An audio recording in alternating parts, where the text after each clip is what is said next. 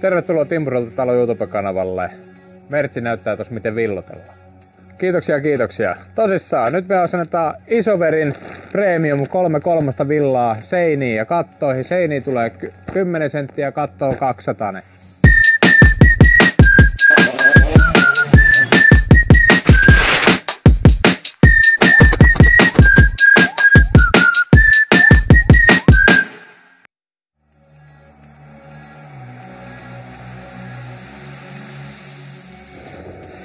Koska tässä kohteessa oli tiukkaa laskettu budjetti, kuten varmasti kaikki muistaa siitä ensimmäisestä purkujaksosta, niin suunnitelmissa oli, että me oltaisiin jätetty tänne kaikki eristeet. Mutta mä jo etukäteen siitä sanoin, että suurella todennäköisyydellä se ei tule olemaan mahdollista, että kun tää on 50 vuotta mökki ollut pystyssä, niin hiiret on varmaan jonkinlaista rock'n'roll showta vetänyt.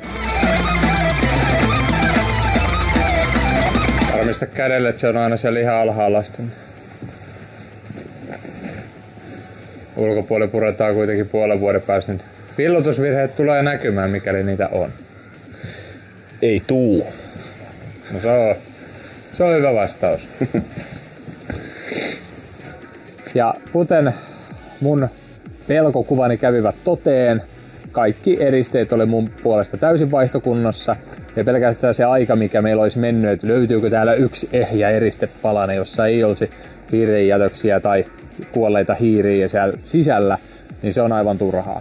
Joka sortin härpäkettä, on mikkiä, on kuppia, on kameraa ja on lasia ja... Se on hyvä. Stara. Priimaa pukkaa. Eli siitä lähtee Isoveri villot nyt seiniin ja selkeä kattoa.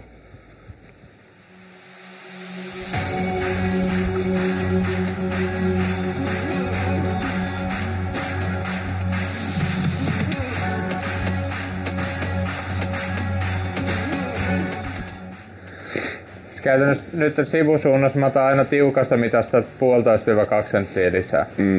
Jos se yhdistyy toiseen villaan, niin kuin ala- tai yläpuolelta, niin niissä vähintään yleensä 3 senttiä on silloin hyvä. Silloin se painuu molemmin puolin sitten kasaan 1,5 senttiä.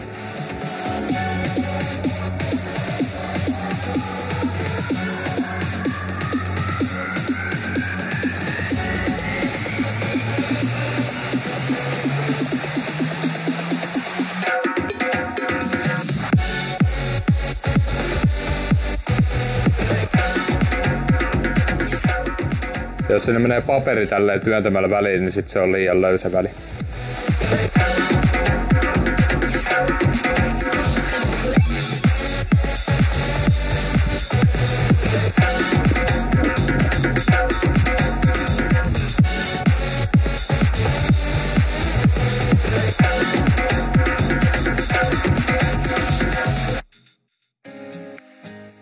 Ai miksi meillä on väliseinissä villa?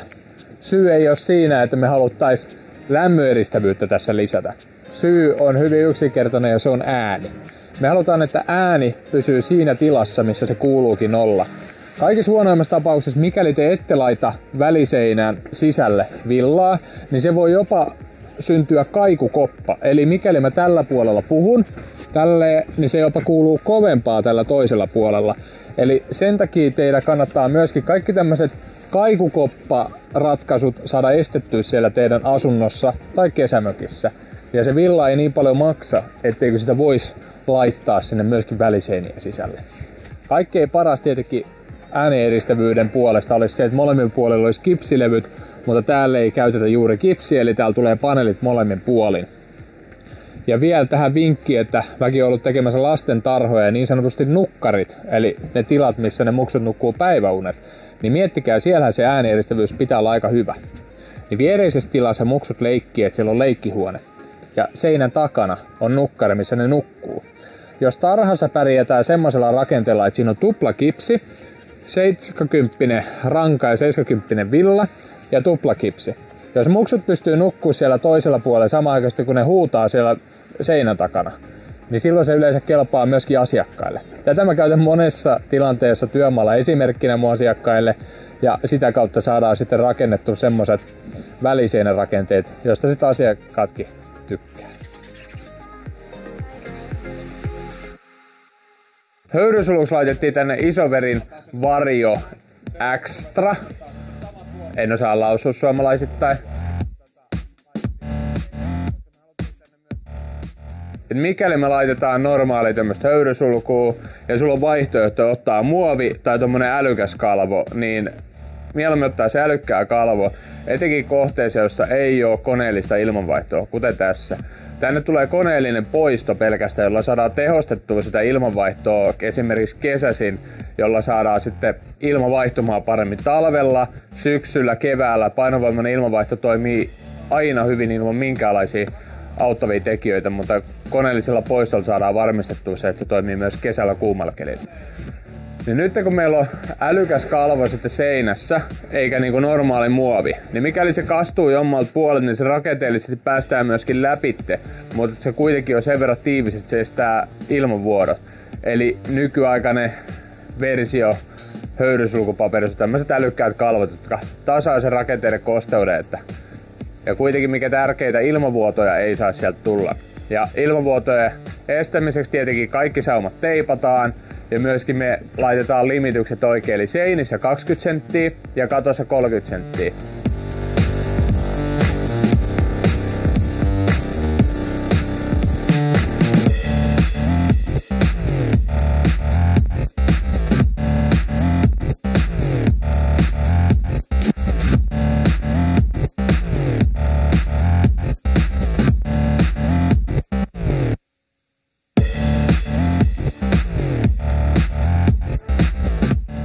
Mä tykkään näistä älykkäistä kalvoista, kun näissä yleensä kaikilla valmistajilla on tämmönen niinku ruudukot.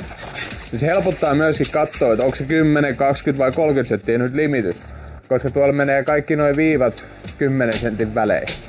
Eli siitä huomaa, että okei, nyt ollaan 20 sentin limityksessä ja se on siinä. Ja sen jälkeen kun te asennatte ensimmäisen suoraan sinne teidän seinään, niin vaikka teidän tarvitsisi vetää useampi niin kuin päälle tai yläpuolelle tai alapuolelle niitä kalvoja, niin se on helppo laittaa suoraan, kun teillä on ne viivat siellä.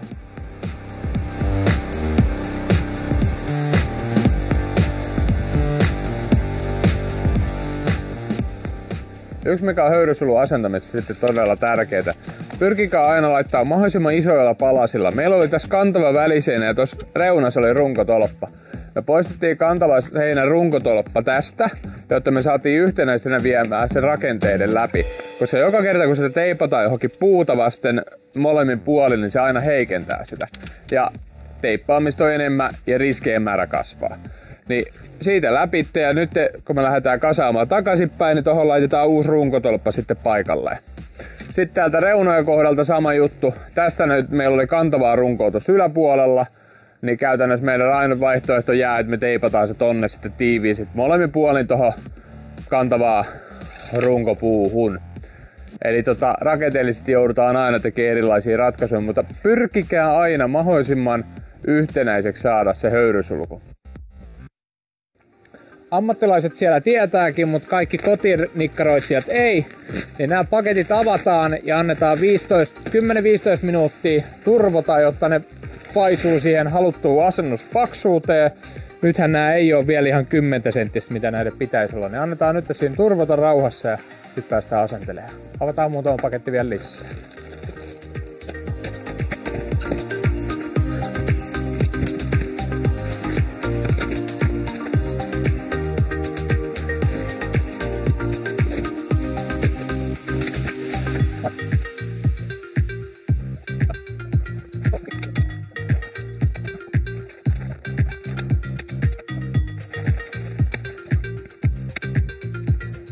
Sitten taas kun on vedetty höyrysulkua eteenpäin, niin taas villaa ja sitten taas höyrysulkua. Tää on tämmöistä vuorottelua lähinnä vaan, että tässä kun villotetaan tälleen alhaalta päin, niin se, että jos me vedetään koko matka läpi, niin se on vähän epämukavaa, kun yhtäkkiä tulee blup, sieltä tippuu ne perästä. Niin nyt vedetään koko ajan tää rätti tänne kattoon ja katsotaan kuinka pitkälle tänään päästään tämän kanssa. Ja huomenna sitten tänne ristikoolaus kattoon ja sitten tuohon seinään kanssa tulee pystykoolaus, koska sitten tulee vaakaa paneeli.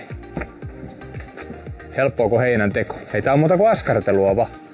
Koska tätä jatkosta ei saa nyt nidottua mihinkään kiinni, niin mä vedän siihen teipipalaset, niin se saadaan pysymään tuolla ylhäällä ja sitten se on helppo lähteä uutta jatkamaan siitä. Ja katossa tosissaan se 30 sentin limitys ja seinissä 200. Niin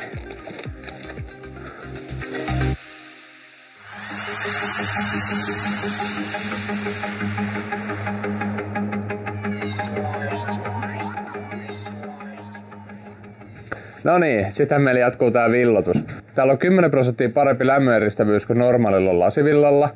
Ja sitten lisäksi tää on vähän mukavampi käsitellä. Normaali lasivilla pölisee jonkin verran.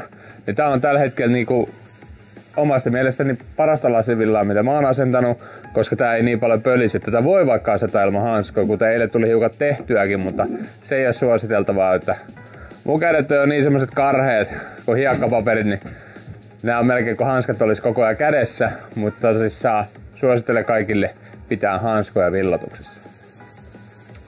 Nyt koska tästä halutaan tietenkin, kun jouduttiin purkaa se katto, niin todettiin, että laitetaan sinne sitten suoraan 200 milliä kattoa. Ja sitten samoin seiniä 10. Eli nyt käytännössä meillä on 10 senttiä seinissä villaa ja meillä tää eriste vaihtui 10% paremmaksi, mitä ne muut tällä hetkellä lasivillat on markkinoilla. Niin tällä saatiin periaatteessa seiniin 11 sentin eristävyys ja sitten taas kattoon me saadaan 22 eristävyys. Eli sitä kautta haettiin parempaa kokonaisuutta tähän projektiin.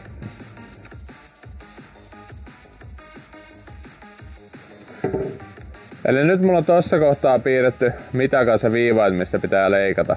Ja aina leikataan niin kuin tästä katokitapauksessa se sentin verran paksummaksi. Et minimissään 5 milliä per puoli, mutta jos teillä on taas 1,5 senttiä per puoli, niin sit se ei edes pysy siellä paikallaan, vaan se jää tälleen puverangiksi. Se tippuu saman tien alas. Nyt laitetaan, tässä voisi lähteä leikkaamaan suoraan ilman mitään tukea vasten. Nyt jos me laitetaan joku lauta tai muu vastaava tähän päälle, nyt mulla on tämmönen rimapätkä, joka tässä on, niin painetaan se rima tohon kiinni, pyyhkästään kerran kovaa vasten, niin se on leikattu suoraan läpi. Ja kuten huomaatte, on yhtenäinen leikku. Jos me leikkaa tämmöstä normaalia palasta näin ikään,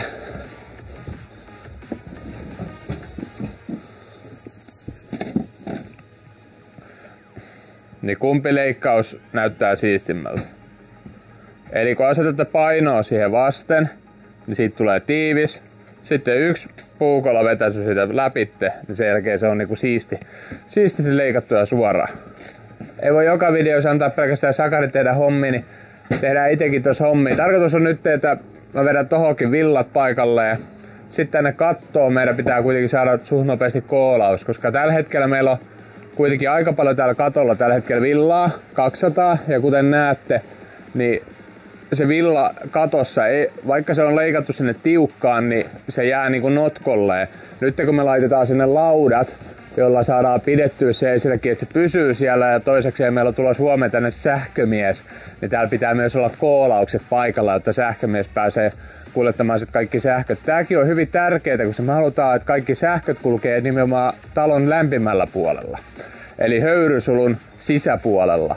Sen takia, niin kuin miten tässä oli aikaisemmin tehty ja miten vanhemmissa taloissa on, niin täältä vedetään villan läpi, täällä on kymmenittäin reikiä, pistorasioilla ja kaikille muille vastaaville. Me pyritään välttämään höyrysulun rikkomista kaiken mahdollisella tavalla, että keskitytään vaan siihen, että kaikki sähköt vedetään sisäpuolella, mikäli se on mahdollista.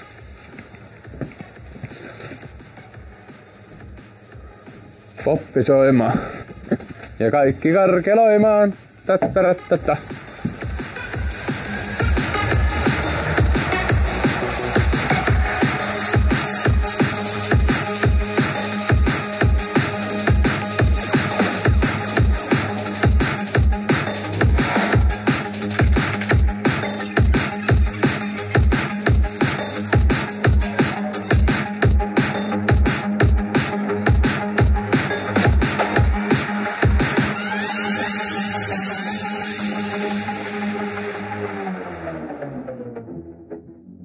Nyt, koska meillä päättyy toi eriste tuolta niinku tänne, tähän pisteeseen. Nythän meidän pitää täältä päin laittaa villa tonne tohon finfoamiin kiinni.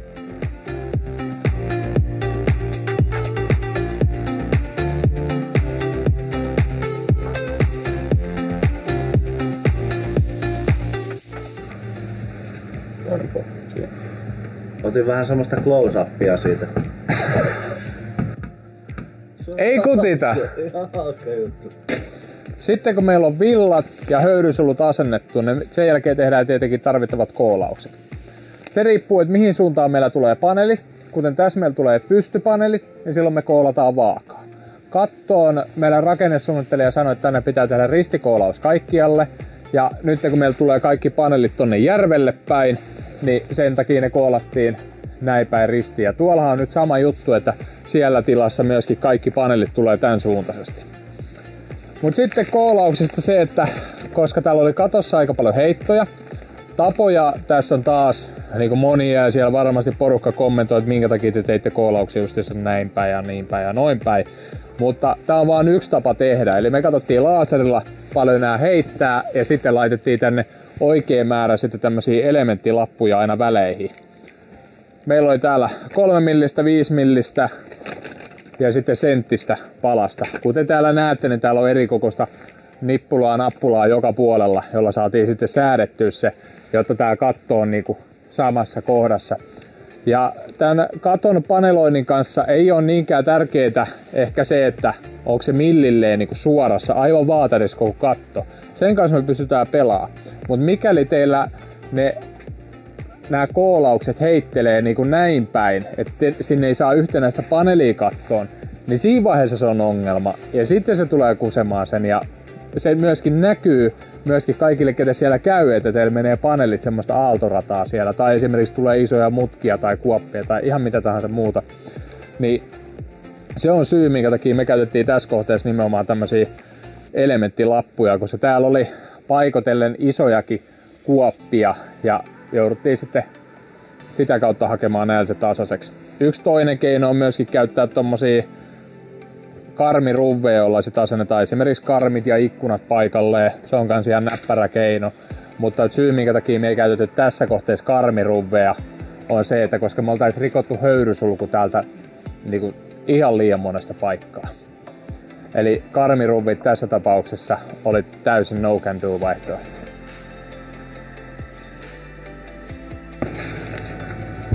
No teemme, mikä meillä on tilanne sähköjen kanssa? Meillä alkaa olla aika hyvä tilanne sähköjen kanssa. Alkaa olla varmaan melkein kaikki syötöt vedelty ja pikkuhiljaa hahmottuu, keittiö tehty ja varmaan puolet alkaa olla tehty. No.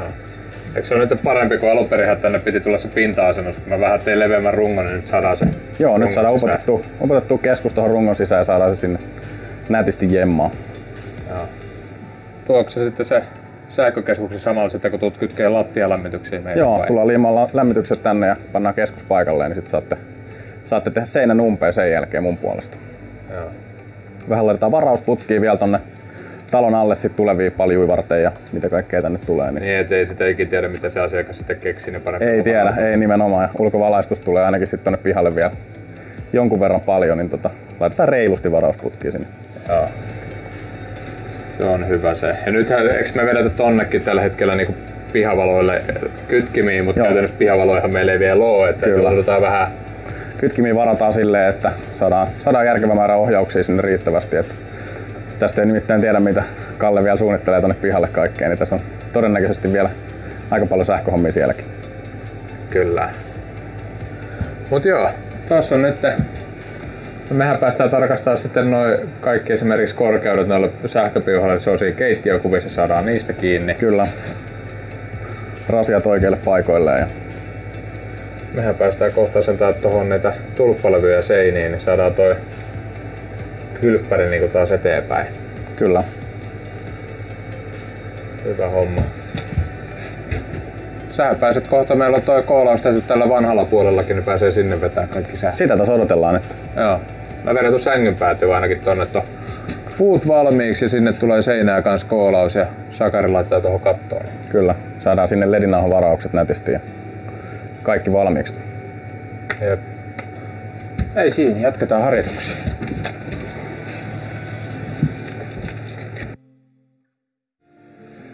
Tänne tulee 9 spottia, kattoa 3 riviä, pari kattovalopistettä, ledinauha tuonne takaseinälle, pistorasioit joka seinälle, kytkimet tähän näin. Pari sähköpatteria tonne seinustalle. Siinä on oikeastaan tän huoneen sähkö.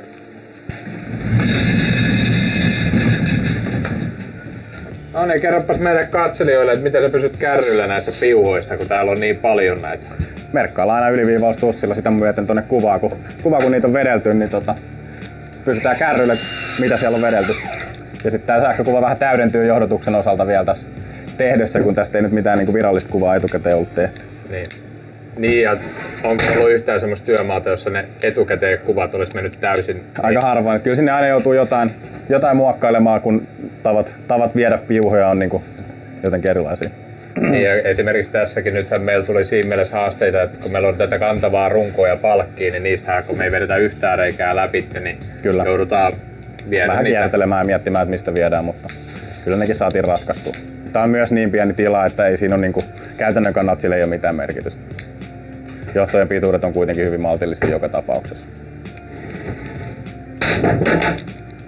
Paljon sä veikkaat, että tähän menee kaiken kaikkiaan piuhaa? 200 metriä? Joku varmaan 600–800. Okei. Eli kuitenkin puhutaan kevyimmät omakotitalot, niin siellä saattaa olla 1,5 kilsaa. Kyllä. Just käytiin kaapeloimassa viime lauantaina yksi kaverin talo, niin kyllä sinne melkein kilsa meni, vaikka se oli aika kevyt versio. Se kertoo, että kuinka moderniksi tää on menossa tää mökki, kun kyllä. Puolet omakotitalon sähköistä ja tässä on 64. Kyllä, ja tässä on panostettu kyllä valastukseen niin kuin oikeasti näin pieneenkin mökkiin niin kuin aika huomattava osa siitä sähköistä. Että siinä ei pitäisi ainakaan jäädä vajaaksi niin sanotusti. Että on vaihtoehtoja. Me tulee pelkästään vessaa, tulee peilivalasin, tulee kattovalasin, tulee epäsuoravalasin seinään. Kyllä. Tommoseen niinku pieneen koppiin niin 3 eri valaisinta. Ja sama se on täällä kaikkialla muuallakin, että näitä valaistusmahdollisuuksia on enemmän mitä monella omakotitalossa. Just näin. Joo, mä menen jatkaa tuolta koolaus, niin sä pääset veteen tännekin sähköä. Yes.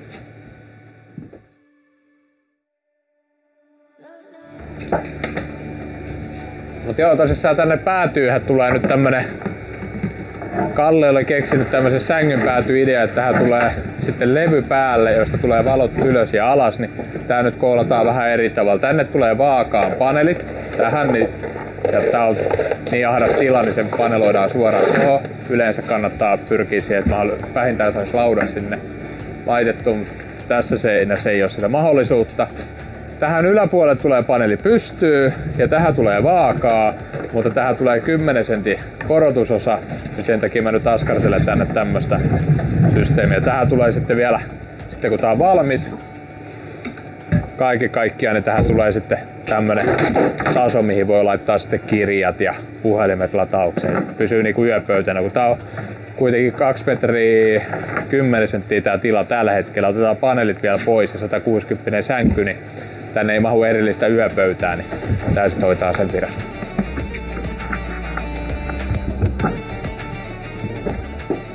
Eli me ollaan tässä otettu siten, että meillä on katossa, kun täällä on ristikoolaus, niin eka menee 600 jaulla tai 500 jaulla, vähän riippuen miten se on huoneesta sattunut sit sopivasti. Ja sitten se pintaa tulee 300 jaulla sitten laudotus, jotta sitten se varmasti kestää, koska samalla tämän koolauksen idea on myöskin sitoa tätä kattorakennetta täysin, eikä vain ja ainoastaan olla sitten niinku sähkö- ja kuljetuskanava, vaan myöskin se sitoo tämän kattorakenteen, kun meillä ei tule kipsiä tähän käytännössä ollenkaan. Sitten vaan mennään varastaa Sakarilta pyssy, niin pääsee ampumaan. Mutta se koolausväli niin selviää myöskin siitä, että mikäli teillä on tulossa esimerkiksi paneeli kattoon tai seinään, niin 300 jaolla lähes mikä tahansa paneeli kyllä pysyy katossa. Mutta esimerkiksi monta paneelia, niin siellä on suosituksissa jopa 40 senttiä pitää olla keskeltä keskelle tai 45. Eli jos teillä on 600 jako katossa siinä pintakoolauksessa, niin sitten teillä tulee paneelit roikkumaan sieltä. Selvittäkää ne ennen kuin teette, ja aina jos se on tiuhempi se koolaus, niin sille ei ole väliä. Siitä ei niin sanotusti ole haittaa. Ja nyt tää on ihan kiva, koska meillähän on täällä laitettu aika suoraan meidän tää höyrysulku. Ja nyt kun mä ammun tän näiden viivojen mukaan, niin mun ei tarvitse erikseen mittailla, että missä kohtaa menee sitten se runko. Eli lyödään ensimmäinen vaikka tonne noin. Saadaan mahdollisimman ylös.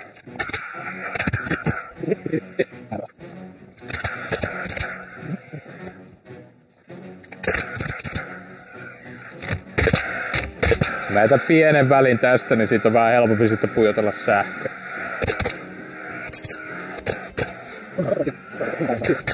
Tohon jatko. Toi sahataan ja toi.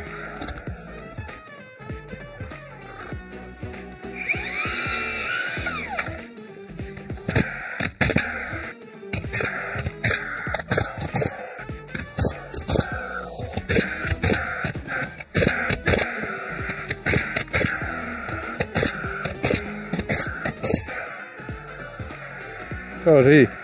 Nyt tähän tulee vielä laudoitus näin päin, koska paneelit tulee näin päin. Niin nyt kun se tulee tästä esimerkiksi vaikka sähköpiuha, että tähän tulee valo, niin silloin me saadaan suoraan merkattua tänne tussilla vaan, että siinä on valo ja sitten siihen se sähköpiuha valmiiksi. Se helpottaa meidät työt, se helpottaa sähkömiehet töitä sekä niitä mahdollisesti epämieluttavilta virheiltä vältytään, kun saadaan ne sähköpiuhat heti oikeaan paikkaan. Niin sen takia me ollaan tässä kiirehditty tämän koolauksien kanssa. Eli käytännössä tämä hyvin isosti koolaaminen liittyy tuohon villotukseen ja höyrysulun laittamiseen. Että höyrysulun aina tänne lämpimälle puolelle pitää pyrkiä laittaa kaikki sähkövedot, koska jokainen reikä mitä höyrysulussa on, niin sieltä voi tulla kylmäsiltoja. Joskus olette varmaan kuullut sitä, esimerkiksi katon rasiasta tulee vettä. Se johtuu sitten, kun siellä on mahdollisesti kylmäsiltoja, tapahtuu kondensioilmiöä, etc. vastaavaa, niin se on parempi sitten, että laitetaan kaikki lämpimällä puolella, niin ei tule semmosia vesiongelmia sieltä myöhemmin. Tulppalevy asennetaan seinään aamusti, laitetaan sinne saumat elastisella kitillä ja parhaimmassa tapauksessa te pistätte jo iltapäivän laittaa vederisteen nurkkiin, niin seuraavan päivänä päästään jo laatottamaan. Ennen kuin me päästään lattia vederisteet laittamaan, niin meidän on tietenkin kiinnitettävä lopullisesti putkariasentamat kaivot. Kiitos kun jaksoitte katsoa video tänne loppuun asti. Ensi viikolla tehdään kylppäriä. Hyvät viikonloput!